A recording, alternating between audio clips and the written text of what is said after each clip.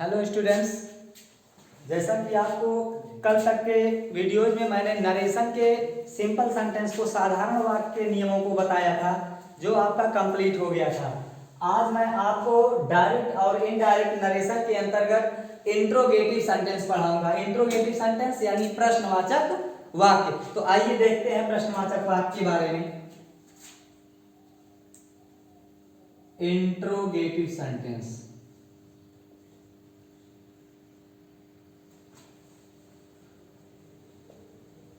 Interrogative sentence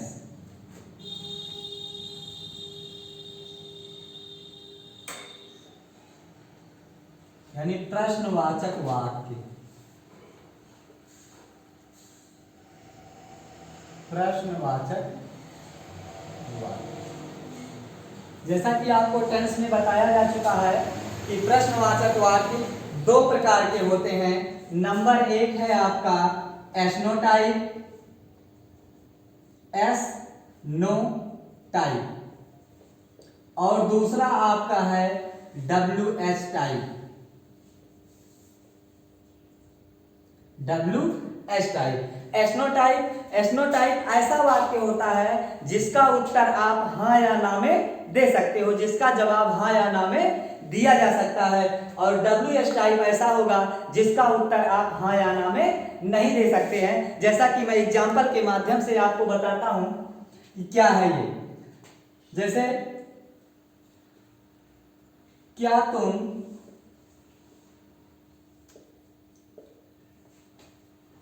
प्रतिदिन बाजार जाते हो? बाजार जाते हो। देखिए, जब ये ऐसा वाक्य हिंदी में शुरू होगा, हिंदी वाक्य में शुरू होगा, तो ये हमेशा क्या वर्ड से प्रारंभ होगा। यानी जो प्रश्नवाचक वाक्य शब्द है क्या, जब ये हिंदी में लिखेंगे तो यह हमेशा क्या से प्रारंभ होगा। जैसे, क्या तुम प्रतिदिन बाजार जाते हो, तो आप कह सकते हो यस या नो। और जब ये इंग्लिश में प्रारंभ, इसका अनुवाद करेंगे तो यह हमेशा सहायक क्रिया यानी हेल्पिंग वर्ब से प्रारंभ होगा। जैसे, do you go to market every day.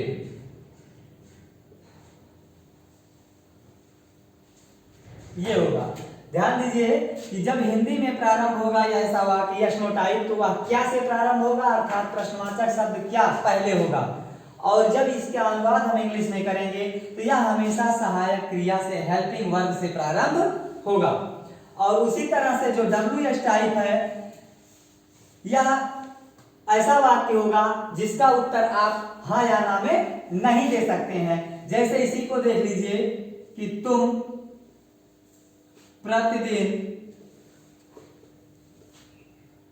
बाजार कैसे जाते हो?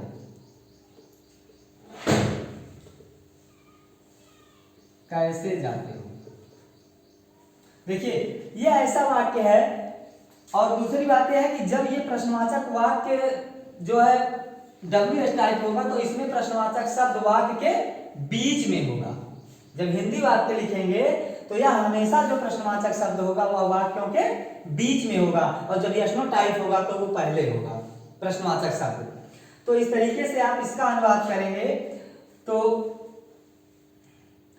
सबसे पहले डब्ल्यू एस टाइप,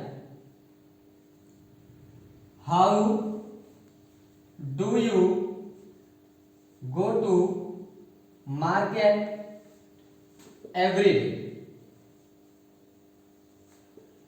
देखिए, जब भी ये प्रश्नवाचक वाक्य हिंदी में होगा तो इसमें प्रश्नवाचक शब्द वाक्य के बीच में होगा, लेकिन जब हम इसका अनुवाद इंग्लिश में करेंगे तो वो जो प्रश्नवाचक शब्द होगा जो डब्ल्यू एस टाइप के अंतर्गत आता है, हमेशा प्रश्नवाचक शब्दों से प्रारंभ होगा।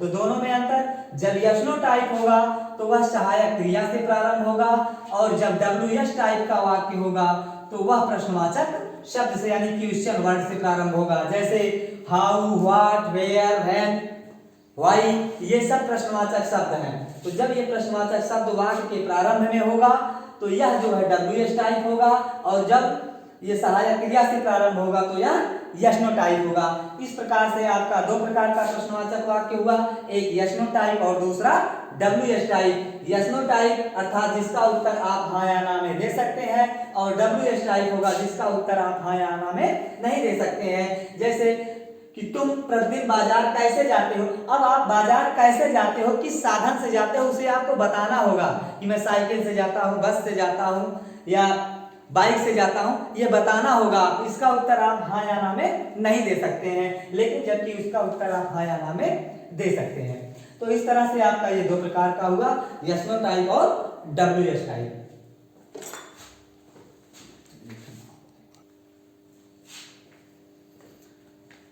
चलिए देखिए इसके बारे में लिखिए आप अब। प्रश्नवाचक वाक्य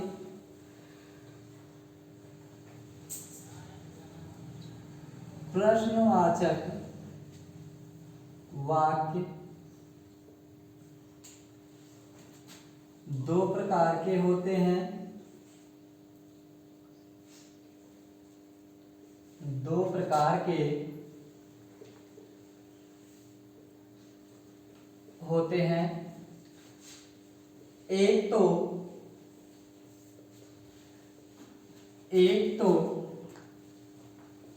सहायक क्रिया से प्रारंभ होता है। एक तो सहायक क्रिया से प्रारंभ होता है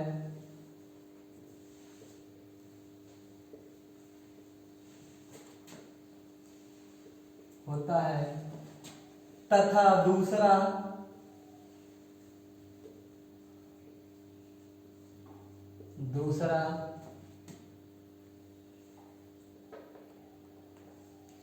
हाउ,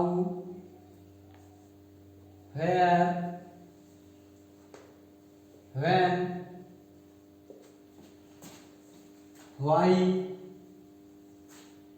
इत्यादि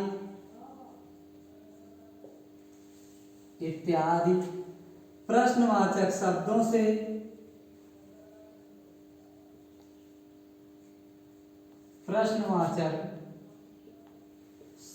से प्रारंभ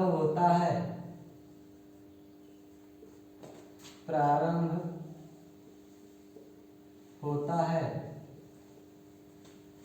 देखिए प्रश्नवाचक वाक्य दो प्रकार के होते हैं। एक तो सहायक क्रिया यानी हेल्पिंग वर्ब से प्रारंभ होता है, और दूसरा what, where, when, how, why इत्यादि प्रश्नवाचक शब्दों से प्रारंभ होता है। तो मैंने आपको बता दिया है कि जो सहायक क्रिया से प्रारंभ होता है आप उसका उत्तर हाँ या ना में दे सकते हैं, और दूसरा आपका मैंने बताया जो हाउ, व्हाई, वेयर, व्हेन इन सब चीजों से प्रारंभ होता है, आप इनका उत्तर हाँ या ना में नहीं दे सकते हैं। तो ये दो प्रकार के होते हैं। इत्यादि प्रश्नवाचक शब्दों से प्रारंभ होता है। लेकिन अब इसका इनडायरेक्ट बनाने के लिए नियम लिखिए आप कि दोनों तरह के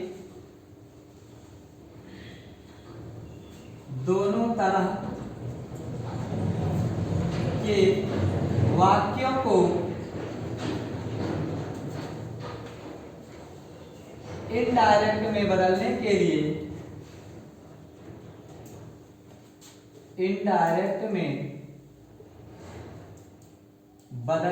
लिए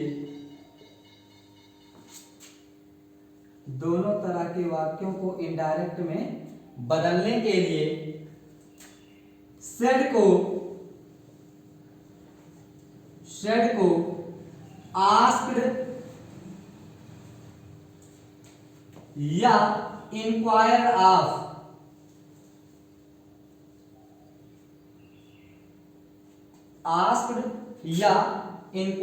ऑफ में बदलते हैं।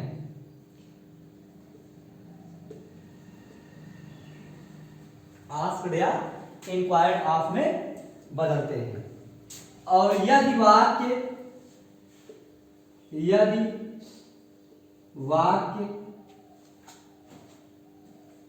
यस/नो टाइप का है तो, यस या नो टाइप का है तो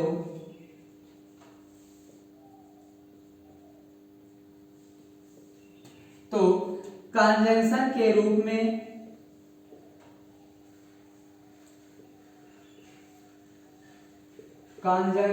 रूप में डाइट के स्थान पर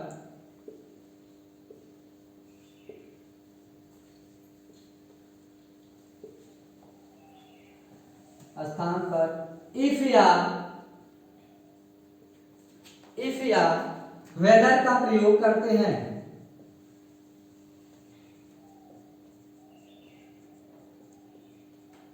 इफ या वेदर का प्रयोग करते हैं, परंतु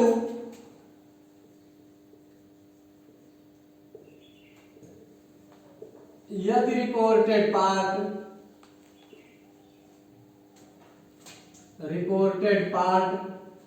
प्रश्नवाचक शब्दों से प्रारंभ हो तो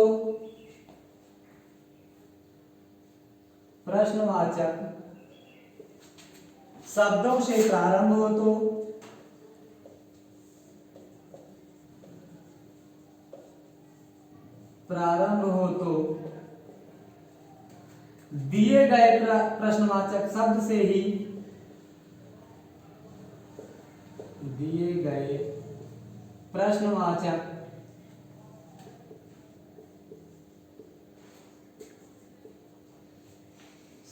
से ही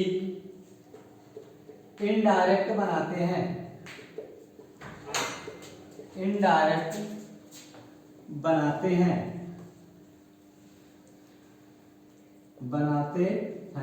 कंजंक्शन के रूप में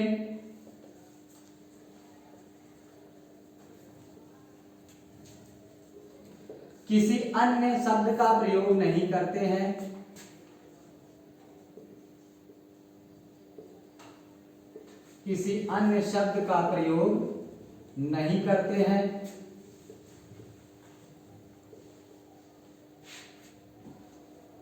इनडायरेक्ट में बदलने के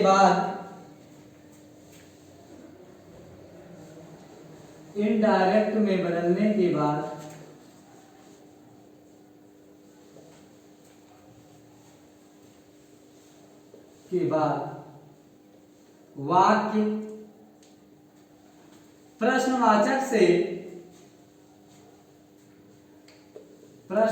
से साधारण हो जाता है।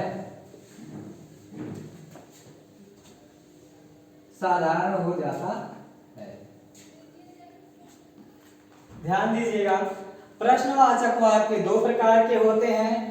एक तो आपका है सहायक क्रिया से प्रारंभ होता है और दूसरा आपका प्रश्नवाचक शब्दों से प्रारंभ होता है।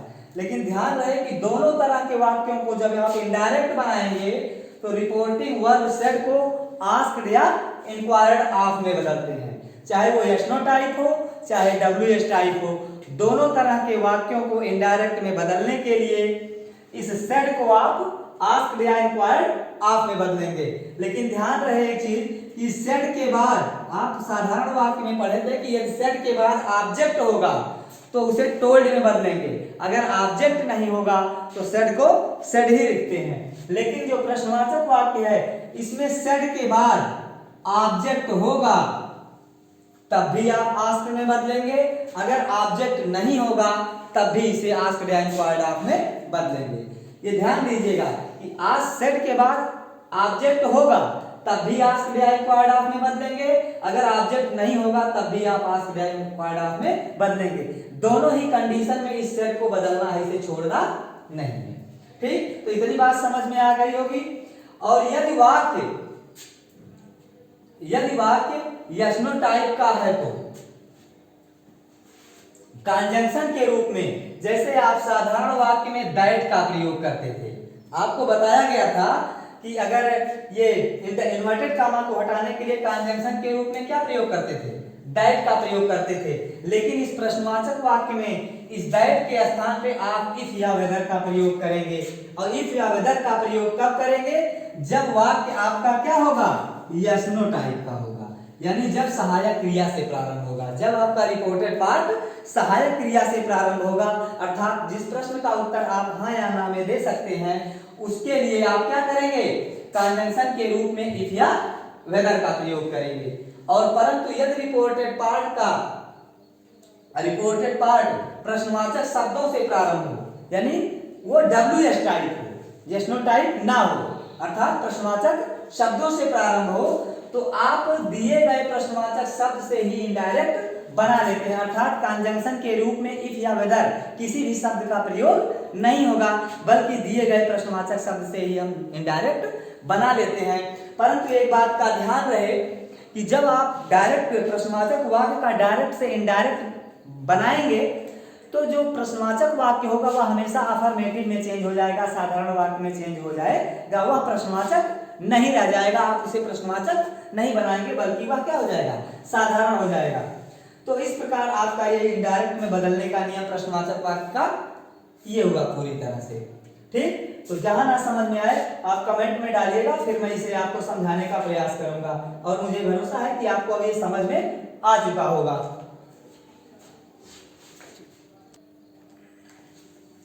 इतना आपका कंप्लीट होने के बाद एक चीज और आपको ध्यान देना है कि जो मैंने बताया है यहाँ पे कि प्रश्नवाचक वाक्य असर्टिव में हो जाता है या साधारण में बदल जाता है, और एक चीज का ध्यान देंगे आप यहाँ जो केस और टेंस परिवर्तन आपका है, केस और टेंस परिवर्तन,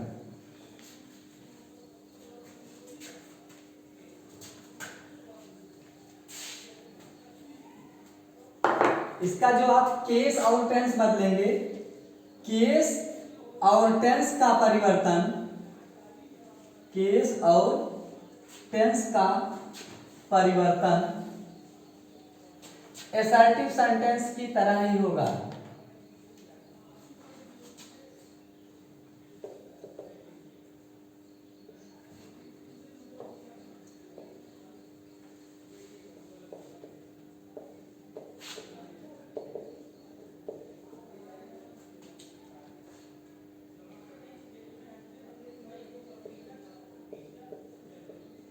ध्यान दीजिए, जैसे आप केस और टेंस जिस प्रकार से आप असर्टिव सेंटेंस में बदलते थे, उसी तरह से आपका इस प्रश्नवाचक वाक्य में भी केस और टेंस जो है बदलेगा, उसके लिए वही नियम। बाकी नए में आपका सिर्फ मैंने जो आपको बताया है वही उतना रहेगा, बाकी आपको कंजंक्शन क्या लगाना है, सेट को किसमें बदलना है, इन सब चीजों के बारे में मैंने आपको बताया है। केस और टेंस असर्टिव की तरह ही होगा, इस चीज का आप विशेष ध्यान देंगे।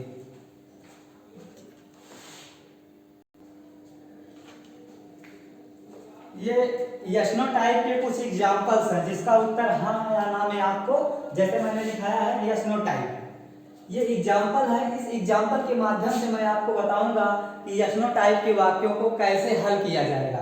तो आप देखिए इसे कैसे हल करते हैं। देखिए आई, मैंने आपको बताया है कि यदि वाक्य प्रश्नवाचक हो, देखिए सहायक क्रिया से प्रारंभ है, इसका मतलब क्या है, ये यस नो टाइप का प्रश्न है, आप इसे यस या नो में जवाब दे सकते हैं। आर यू गोइंग, क्या तुम जा रहे हो या क्या आप जा रहे हो, तो आप कह सकते हो यस या नो। और ये देखिए सहायक क्रिया से भी प्रारंभ हुआ है, मैंने बताया है कि जो यस नो टाइप का वाक्य होगा वह क्या होगा, सहायक क्रिया से प्रारंभ होगा, जो उसकी रिपोर्टेड पार्ट होगा वो सहायक क्रिया से प्रारंभ होगा। और बताया गया है कि यदि सेट के बाद ऑब्जेक्ट हो तब भी हम सेट को आस्क्ड या इंक्वायर्ड ऑफ में बदलेंगे, ऑब्जेक्ट ना हो तब भी हम इसे आस्क्ड या इंक्वायर्ड ऑफ में बदलेंगे। तो आस्क्ड में हम बदलते हैं आस्क्ड हिम।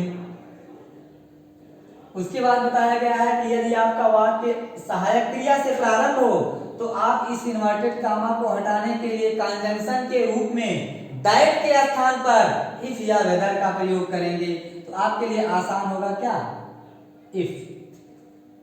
मैंने आपको बताया था कि वाक्य क्या हो जाएगा, अफर्मेटिव बन जाएगा, ये प्रश्नवाचक नहीं रहेगा। तो आपका ये कौन सा पर्सन है, सेकंड पर्सन है। कौन सा पर्सन है, सेकंड पर्सन। मैंने आपको बताया था यू सेकंड पर्सन है। तो आपको पर्सन चेंज करने के लिए मैंने बताया था कि S O N 1 2 3, first person change into subject, second person change into object. तो ये आपका यू क्या है, सेकंड पर्सन, और सेकंड पर्सन किसके अनुसार बदलता है, ऑब्जेक्ट के अनुसार बदलता है। जैसा किस ऑब्जेक्ट के अनुसार, मैंने बताया है कि यदि रिपोर्टेड पार्ट का कर्ता सेकंड पर्सन यू हो तो उसे हम रिपोर्टिंग वर्ब के ऑब्जेक्ट के अनुसार बदलते हैं। तो हिम है, लेकिन ये यहाँ कर्ता के रूप में प्रयोग हुआ है, तो हम इस हिम को कर्ता कारक के रूप में ही लिखेंगे। तो हिम का कर्ता कारक क्या हो जाएगा आपका? ही। तो वाक्य साधारण हो जाएगा तो सहायक क्रिया उधर चली जाएगी। तो ही आर लगा है, ये कौन सा टेंस है? प्रेजेंट कंटीन्यूअस टेंस है। आपको बताया गया है present continuous tense change into past continuous tense. तो प्रेजेंट कंटीन्यूअस टेंस की सहायक क्रिया है इज एम आर और पास्ट कंटीन्यूअस टेंस की सहायक क्रिया है वाज वेयर। तो ही के साथ आपका क्या हो जाएगा? Was going, was going. इस तरह से आपका ये कंप्लीट हुआ। मैंने बताया था कि दोनों तरह के वाक्य, चाहे एसनो टाइप हो चाहे डब्ल्यूएच टाइप हो, सबके लिए आस्क्ड सेट को बदलेंगे आस्क्ड या रिक्वायर्ड ऑफ में। कंजंक्शन के रूप में इफ या वेदर का प्रयोग करते हैं तो मैंने इफ का प्रयोग किया है।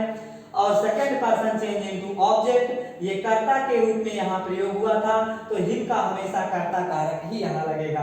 और टेंस परिवर्तन आपका था कि कंटीन्यूअस प्रेजेंट कंटीन्यूअस है तो वो पास्ट कंटीन्यूअस टेंस में चला जाएगा, आगे बोलने आपकी क्रिया हो जाएगी। इस तरह से आपका ये डायरेक्ट से इनडायरेक्ट में चेंज हो गया। और दूसरा देखिए आप, ऑब्जेक्ट दिया गया है तब भी, ना दिया गया हो तब भी आपको सेड को किस में बदलना है? आस्क्ड में। तो हो गया आपका राम आस्क्ड हरी। कंजंक्शन देखिए ये विल सहायक क्रिया से प्रारंभ हुआ है, सहायक क्रिया से प्रारंभ हुआ है। तो जब सहायक क्रिया से प्रारंभ हो रिपोर्टेड पार्ट, तो कंजंक्शन के रूप में हम किसका प्रयोग करेंगे? इफ या वेदर का प्रयोग करेंगे। फिर आपको अगर प्रश्नवाचक से साधारण बनाना है तो सीधी सी बात है कि आपकी सहायक क्रिया इधर हो जाएगी और आपका कर्ता इधर हो जाएगा। यानी कर्ता से पहले सहायक क्रिया लिखी गई तो प्रश्नवाचक हो गया। अब यही सहायक क्रिया कर्ता के बाद लिखी जाएगी, पहले कर्ता लिखा जाएगा, तो आपका वाक्य क्या हो जाएगा? साधारण हो जाएगा। तो कंजंक्शन के रूप में इसका प्रयोग किया गया। यहाँ भी आपका क्या है? सेकंड पर्सन, और ये second person change into object. तो हरी एक लड़के का नाम है, इसलिए इसके लिए क्या प्रयोग किया जाएगा? ही का प्रयोग किया जाएगा। और फ्यूचर टेंस में बताया गया था आपको कि विल को किसमें बदलते हैं? वुड में बदलते हैं। Would go to school. मैंने फिर आपको एक चीज बताया था कि change into other word, change the other word के अंतर्गत क्या बताया गया था? जब डायरेक्ट में टुडे हो, तो जब हम इसको इनडायरेक्ट में बदलेंगे तो क्या हो जाएगा? दैट डे हो जाएगा। यानी आपका टुडे बदल गया दैट डे में। ठीक, ध्यान दीजिएगा यहाँ प्रश्नवाचक चिन्ह मत लगाइएगा, क्योंकि वाक्य मैंने पहले ही बता दिया कि प्रश्नवाचक नहीं रह जाएगा। अगर यहाँ प्रश्नवाचक चिन्ह लगा, क्वेश्चन मार्क लगा, तो ये आपका गलत मान लिया जाएगा। उसके बाद ये देखिए ही, ये बदलेगा आपका आस्क्ड में। मी कंजंक्शन के रूप में दैट के स्थान पर क्या लगाएंगे? सहायक क्रिया से प्रारंभ है तो कंजंक्शन के रूप में इफ का प्रयोग होगा। आपको मैंने बताया second person change into object, तो यहाँ यू कर्ता के रूप में लगा है तो ये मी बदल जाएगा आई में। लेंड क्रिया का रूप सहायक क्रिया डिड है, पास्ट इंडेफिनिट टेंस है तो क्रिया के पहले रूप का प्रयोग होता है कब? जब सहायक क्रिया लगती है। अगर सहायक क्रिया नहीं लगती है, साधारण वाक्य होता, तो क्रिया का रूप फर्स्ट से क्या हो जाएगा? सेकंड हो जाएगा। तो आई, और पास्ट इंडेफिनिट बदलता है किसमें? पास्ट परफेक्ट में। तो आई के साथ क्या लग जाएगा? हैड, और इस हैड के साथ क्रिया का तीसरा रूप लगता है, तो लेंड का तीसरा रूप आपका हो जाएगा लेंड। मी ये आपका फर्स्ट पर्सन का ऑब्जेक्ट है। मी क्या है? फर्स्ट पर्सन का ऑब्जेक्ट है, तो first person change into subject, ये आपका ही के अनुसार बदलेगा। लेकिन यहाँ ऑब्जेक्ट के रूप में प्रयोग हुआ है, यहाँ क्या है? ऑब्जेक्ट के रूप में प्रयोग हुआ है, तो हमेशा इस ही के ऑब्जेक्टिव केस का ही प्रयोग करेंगे। तो ही का ऑब्जेक्टिव केस क्या होगा? हिम। उसके बाद योर हो, ये देखिए आपका कौन सा पर्सन है? सेकंड पर्सन, और सेकंड पर्सन का कौन सा केस है? ये पॉजिटिव केस है। सेकंड पर्सन का कौन सा केस है? पॉजिटिव केस है। तो second person change into object, तो ऑब्जेक्ट इसका क्या है? मी है। इसका नॉमिनेटिव केस क्या है? आई है। तो जो ये सेकंड पर्सन का पॉजिटिव केस लगा है, तो ये अब मी में बदलेगा, तो मी का पॉजिटिव केस क्या होगा? माई। फिर से देखिए इस वाक्य को, मैंने सेड को बदला आस्क्ड में, कंजंक्शन के रूप में इफ का प्रयोग किया। यहां तक आपका क्लियर हुआ। उसके बाद ये कौन सा टेंस है? डिड, पास्ट इंडेफिनिट टेंस है। तो पास्ट इंडेफिनिट टेंस बदलता है पास्ट परफेक्ट टेंस में। तो आपका कर्ता क्या है? Second person. Second person change into object. तो ये यहाँ कर्ता कारक के रूप में प्रयोग हुआ है। तो मी के अनुसार ये बदलेगा। तो मी का जो कर्ता कारक होगा वही यहाँ पे इसके स्थान पर लगेगा। तो यू के स्थान पे क्या हो जाएगा? मी का कर्ता कारक आई हो गया। उसके बाद सहायक क्रिया हैड लगी, क्योंकि पास्ट का indefinite tense change into past perfect tense. उसके बाद पास्ट परफेक्ट टेंस में क्रिया के तीसरे रूप का प्रयोग होगा, इसलिए ये लेंट हो गया, लेंट में बदल गया। फिर उसके बाद आपका है ये फर्स्ट पर्सन। क्यों? क्योंकि आई फर्स्ट पर्सन के अंतर्गत आता है और आई का ऑब्जेक्टिव केस क्या है? मी है।